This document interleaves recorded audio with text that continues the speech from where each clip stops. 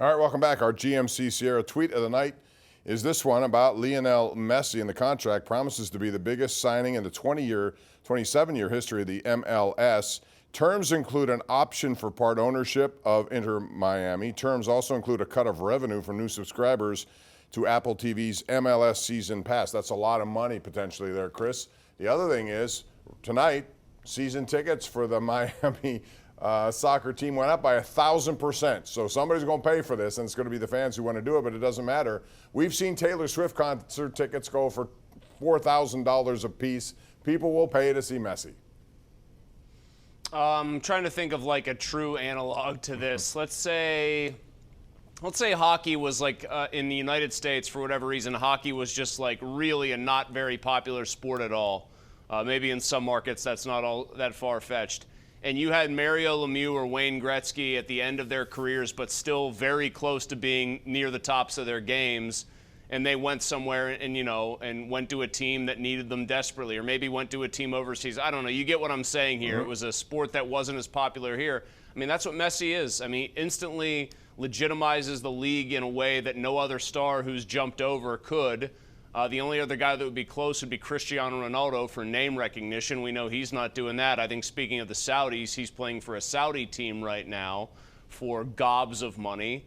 I don't care how much they're paying Messi. They're probably going to get their money's worth in this particular case. Yep, no question about that. And he is 35, but he still has plenty of good soccer left. All right, real quick, what is your Pirate take before we get to the lines? You know, earlier in the week, Pony kind of chastised me or was incredulous that I wasn't like all in on this team and really taking, really embracing the fact that they were in first place in June. Well, series like this Oakland series are why. Even if they beat the Mets 2 out of 3 or somehow sweep the Mets, which seems highly unlikely here, they are still a pretty obviously flawed baseball team that can play down to anybody. They were just listless. Other than Castro today, nobody played well. I'm worried about Keller not striking anybody out, and I'm scratching my head as to how a guy with as electric an arm as Roansy Contreras can still not have figured out how to strike out batters at a pretty high rate yet.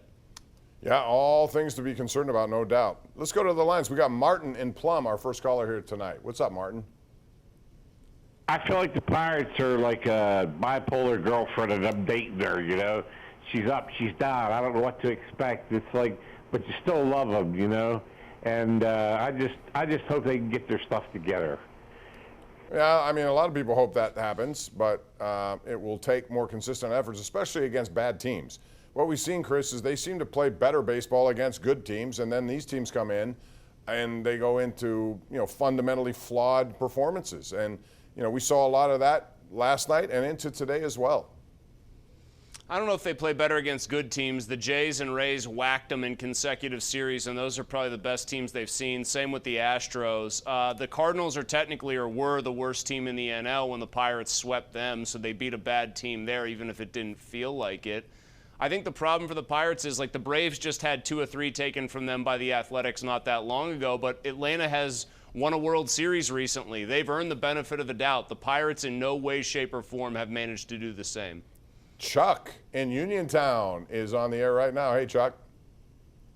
Thanks, fellows. Good evening. Hey. I think now it's up to the Pirates. I think off the field, psychologically and emotionally, they must grab themselves together and not let this poison their season, because it doesn't have to. A series like this can cause you to doubt yourself seriously. Well, I think what happens, Chuck, is, they have young players who are going to start doubting themselves. And I wonder what they do now with Contreras. The plan was, when Velasquez was back, that they're going to put him in the bullpen. Velasquez got injured. He's not in the bullpen now.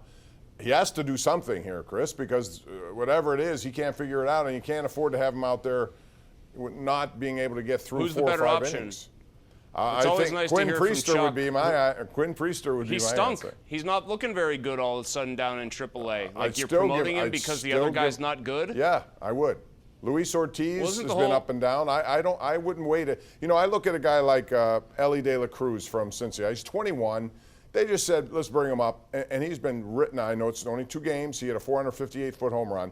it seems like sooner or later you got to just trust guys. And maybe they come up here and they do better here than they would have in AAA. We saw that with Tyler Glasnow. Every time he came up here, he stunk. He goes down there, he gets it together, he comes up here, he stinks. I don't know. All I know is that maybe Quinn Priester, give him a shot. See, what can it hurt? No, I mean, I'm sympathetic to that, and it seems that this is a through line from Charrington back to Huntington, so I wonder if it's something larger than the GM organizationally. This team just rarely seems to bring up prospects that are precocious when they're really young. We're all excited about Oneil Cruz and bummed that he's hurt. Elly De La Cruz is a way better prospect because he's so much younger than Oneil Cruz, which makes you wonder, was Oneil Cruz up here later than he otherwise could have been? But I'm just saying, with their pitching right now, they don't have good options here. Like, they really don't. No. You want Ortiz to come back into a full starter's role and let Contreras sort it out in the bullpen, fine. But unless Keller gets his stuff back together, suddenly you almost feel better about Rich Hill's ancient left arm than anything. It's not a good state of affairs. I love hearing from Chuck, who always tries to be positive, but the problem is it could be psychologically damaging, but they might not have enough good players to dig out from it. Yeah. Let's go to Rick in Green Tree. Joins us right now on the Bordas and Bordas hotline. Hey, Rick. Hey, Bob. Hi, Chris. How you doing? I just had a question about the merger of the PGA and Live Tour. And I think the PGA guys really got screwed in this deal. But I was wondering, are the PGA guys able to go on strike if they wanted to? Because that probably would do it if they would think about doing so. Are they allowed to do that? Well, they're individual contractors, so no, I don't think they don't have. That's one of the things. I mean, they could just unilaterally decide, each Right. guy say, hey, band together, we're just not going to play in these tournaments, and Thomas, Rahm, all those guys just sit out, but then they're not making money. Right. So But, they did get stabbed in the back here. They did. Here's you want to know the real winners. Monahan is a winner in one regard, but he's also a big loser in another with his credibility. But the biggest winner is not the guys like Mickelson, and yeah, they made Dustin Johnson made a ton of money. I get all that. But the biggest winners are the guys like Taylor Gooch. The biggest winners are guys that are kind of just, they're really good golfers, but they're never going to be confused with elite golfers. So they go over there and get a whole bunch of money, and now they're going to come right back here and pick up where they left off. So they made a ton of money. Brooks Koepka's brother went over there and made a lot of money. So yeah, I do think it's going to be a little bit messier than people believe as far as those guys getting back on tour. I've tried to read as much as I can, and it seems like that's not going to be a seamless process for some of them. Here's the other thing, Bob. They had all these lawsuits pending against each other. The Live Tour was trying to say that the PGA was acting illegally, like using monopoly power to quash them. So now they're going to merge, and you mean to tell me that, like, the FTC, hate to get in the weeds here, but that the FTC is not going to investigate this for antitrust violations?